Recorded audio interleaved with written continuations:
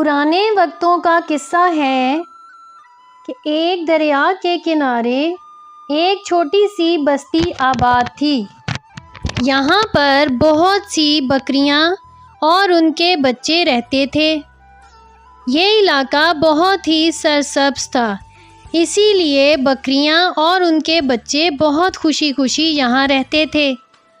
دریا کا پانی بھی 24 گھنٹے میسر تھا، اس وجہ سے انہیں کسی قسم کی پریشانی نہیں ہوتی تھی۔ یہاں پر ایک بکری اور اس کا چھوٹا بچہ بھی رہتا تھا۔ میمنہ بہت ہی خوبصورت تھا۔ ایک دن بکری نے میمنے کو بلا کر کہا، اب میں تمہیں خوشحال زندگی گزارتے دیکھنا چاہتی ہوں۔ اب تمہیں اپنے بلبوتے پر زندگی گزارنی ہے۔ میں چاہتی ہوں کہ تم ایک خوشحال گھر بناؤ اور اس میں رہو، لیکن یاد رکھو تمہیں اپنی حفاظت خود کرنی ہے۔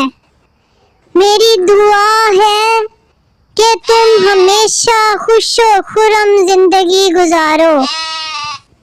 میمنہ بولا، ہاں ماں، کیوں نہیں؟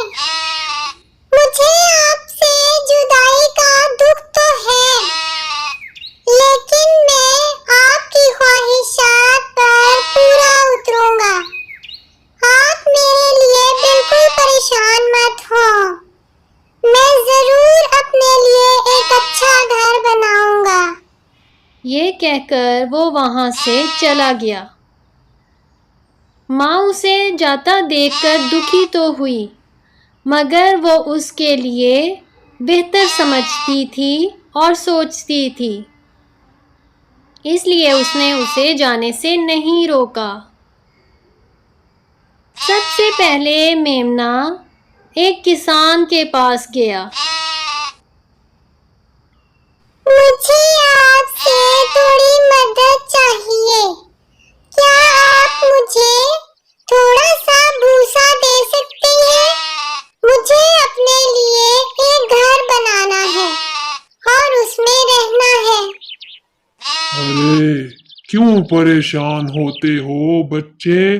جتنا مرضی بھوسا لے لو یہاں سے، جتنا بھی چاہتے ہو بھوسا اٹھا سکتے ہو بیٹا، تم تو بہت پیارے میمنے ہو۔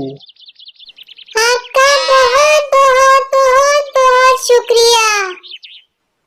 میں آپ کا احسان ہمیشہ یاد رکھوں گا۔ ارے بچے، اس میں احسان کی کیا بات ہے؟ آپ بالکل بھی پریشان مت ہو، آپ جتنا چاہو اتنا بھوسا یہاں سے اٹھا سکتے ہو۔ میمنے نے وہاں سے بھوسا لیا اور ایک طرف کو چل پڑا۔ اسے ایک پہاڑی کے پاس ایک بہت خوبصورت جگہ نظر آئی۔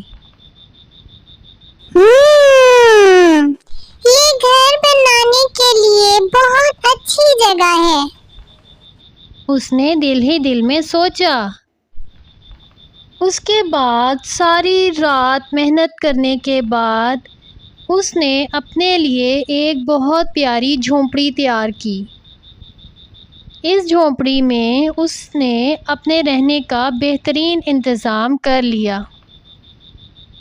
اس طرح سے پوری رات محنت کرنے کے بعد اس نے یہ جھونپڑی تیار کی اور رہنے کے لیے جگہ بنا لی۔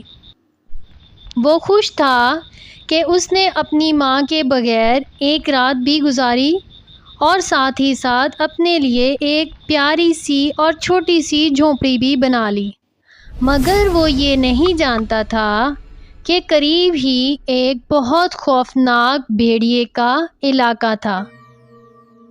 چونکہ وہ گھر سے باہر کبھی نہیں نکلا تھا، اس لیے اسے ان باتوں کے بارے میں معلوم نہیں تھا۔ جب رات گہری ہو گئی تو وہ یہاں آ پہنچا۔